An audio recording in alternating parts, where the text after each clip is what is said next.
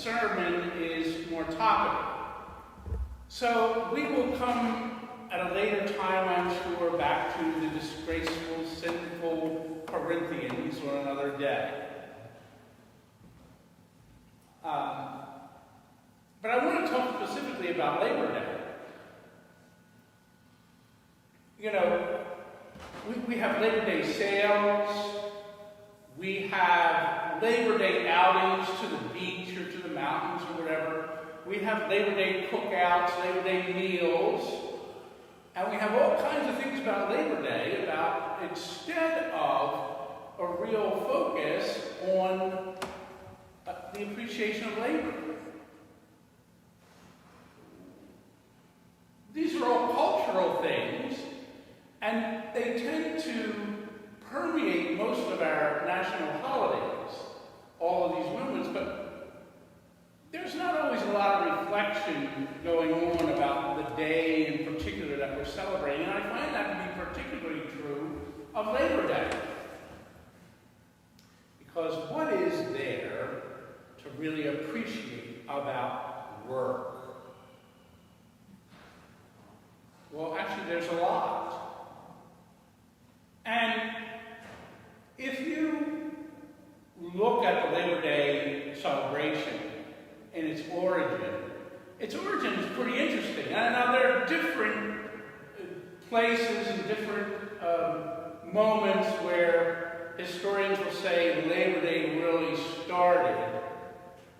And they're kind of scattered throughout the country, but mostly on the East Coast and mostly in the 19th century, late 1800s, mid to late 1800s. But it seems like the most significant moment is after the Pullman strike in the early 1890s. And it was a particularly brutal moment in the history of labor in our country.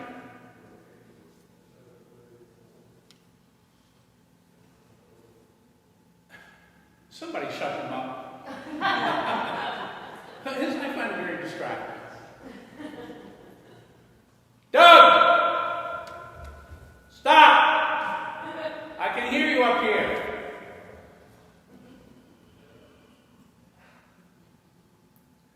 Anyway, so it's during this Pullman strike, and it's a very brutal strike, and then finally it ends, and the people in that moment, in that particular occupation, they made some significant gains in their work compensation, but not without paying a price to do it.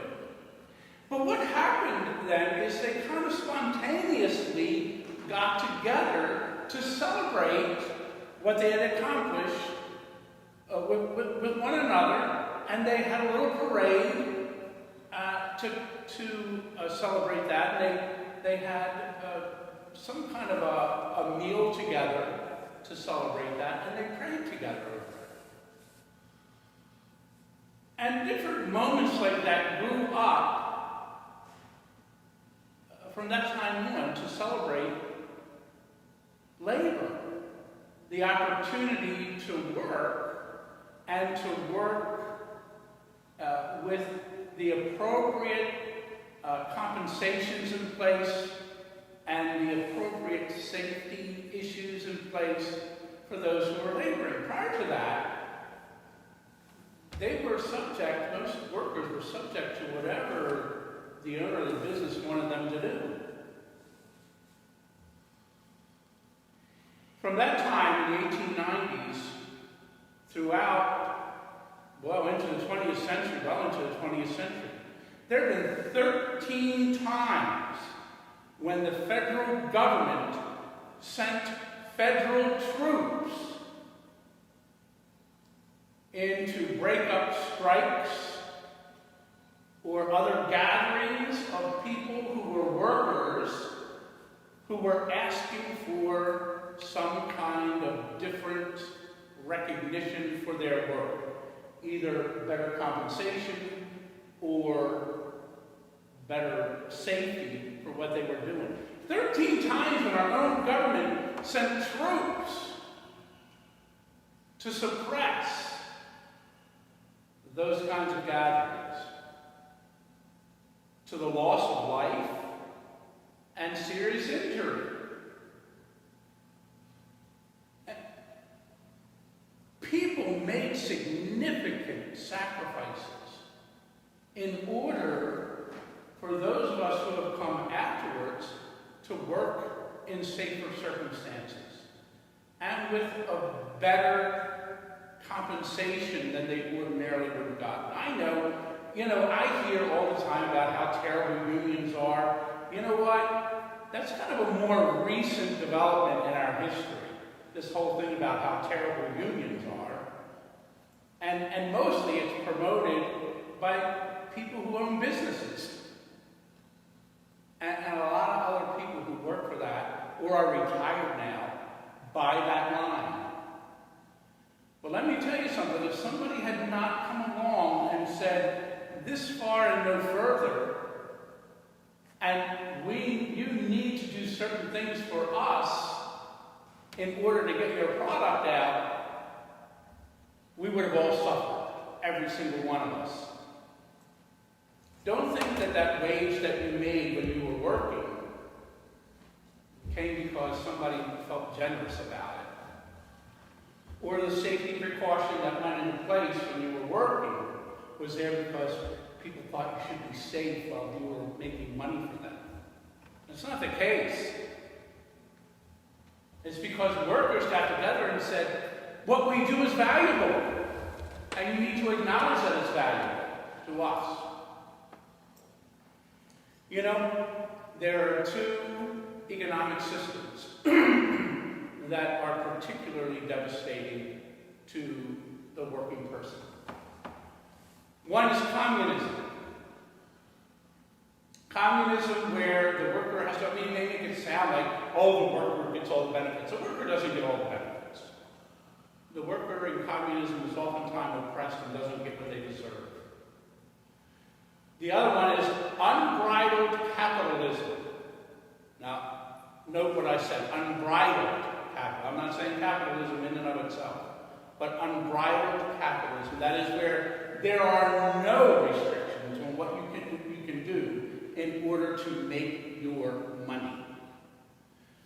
Those two extreme positions, economic positions, do not benefit the worker.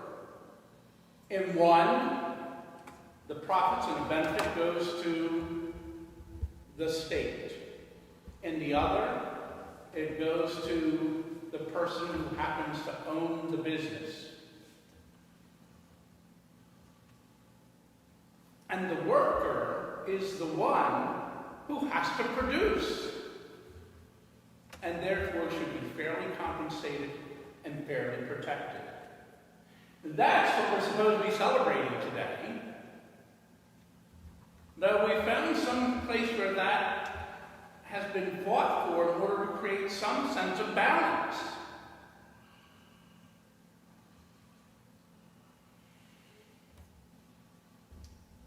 You know, up until the 1930s, the day before Labor Day, on that Sunday, was a Sunday where prayer time was given over specifically for the laborer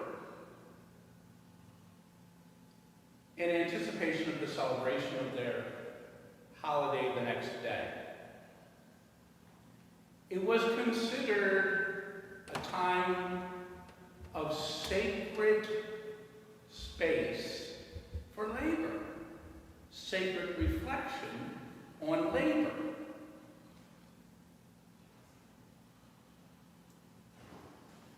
And unfortunately, I think we've lost some of that.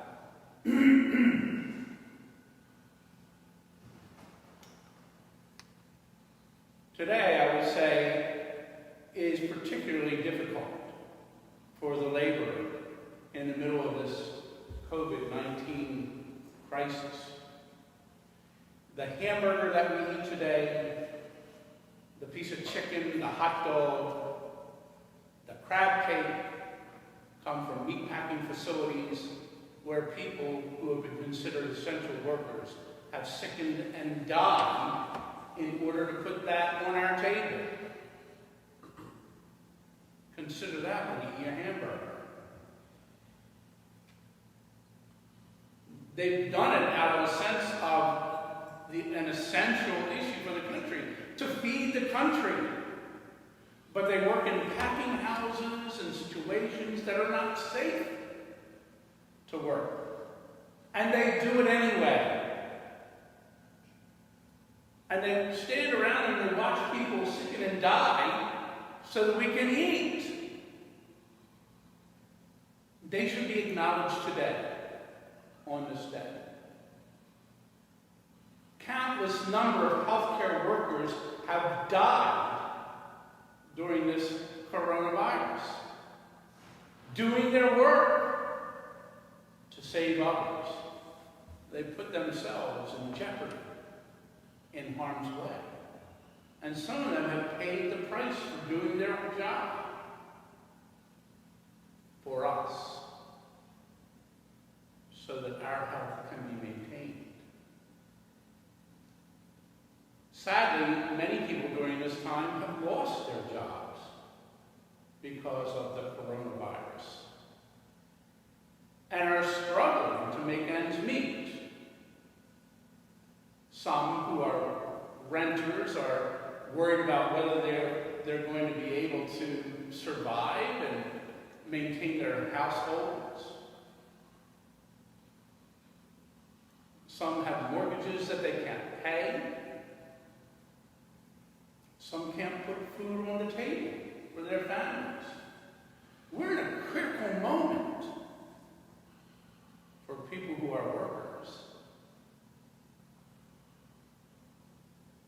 It is only right for us on this day, this Labor Day, especially this year, to give our thoughts and prayers over to not only those who came before us and made possible the benefits that we received in our labor, but for those who are currently in a critical situation, either to provide service to us in a moment that is dangerous for them, or those who can't provide a service in any way and are in danger of losing their livelihoods. This year, Labor Day is more than Labor Day sales and Labor Day picnics and all the rest of it. It requires our prayer, our reflection, our appreciation. And in places where we can, our cooperation with those who are still working. I'm amazed sometimes when I go to a store or some place of business and people are being snarky with the help because things aren't lined up exactly the way they want it. We need to do another serious kind of rethink about how we engage people in labor